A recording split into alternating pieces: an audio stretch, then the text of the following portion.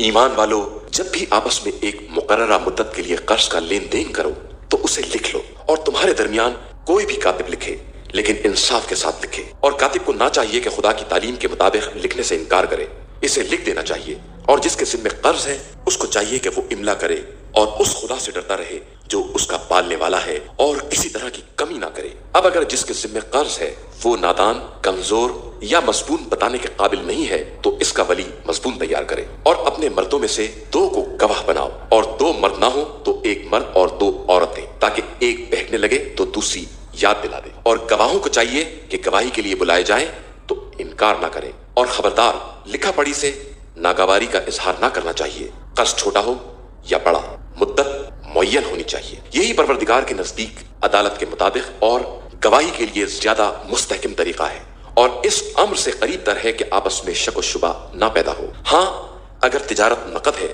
जिससे तुम लोग आपस में अमवाल की उलट फेर करते हो तो ना लिखने में कोई हरज भी नहीं है। और अगर तिजारत में गवाह बनाओ तो कातिब या गवाह को हक नहीं है कि अपने तर्ज अमल से लोगों को नुकसान पहुंचाए, और ना लोगों को यह हक है। और अगर तुमने ऐसा किया तो ये अतात खुदा से नाफरमानी के मुतरादिफ है।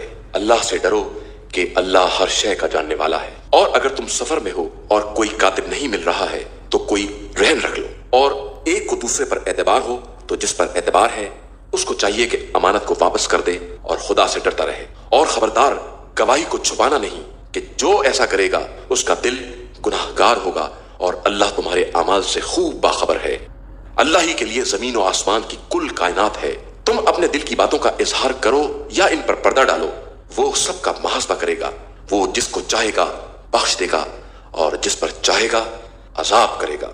वो हर शय पर कुदरत और इख्तियार रखने वाला है। रसूल इन तमाम बातों पर ईमान रखता है जो इसकी तरफ नाजिल की गई है, और मोमिनीन भी सब अल्लाह और मलाइका और मुरसलीन पर ईमान रखते हैं। इनका कहना है कि हम रसूलों के दरमियान तफरीक नहीं करते। हमने पैगाम इलाही को सुना और उसकी अतात की। परवरदिगार, अब तेरी मग़फ़िरत दरकार है और तेरी ही तरफ पलट कर आना है।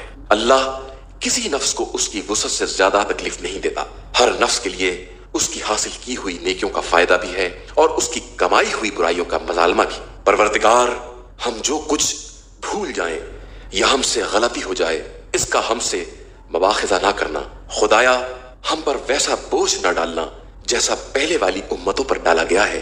परवरदिगार, हम पर वो बार न डालना जिसकी हम में ताकत ना हो। हमें माफ कर देना, हमें बख्श देना, हम पर रहम करना। तू हमारा मौला और मालिक है। अब काफिरों के मुकाबले में हमारी मदद फरमा।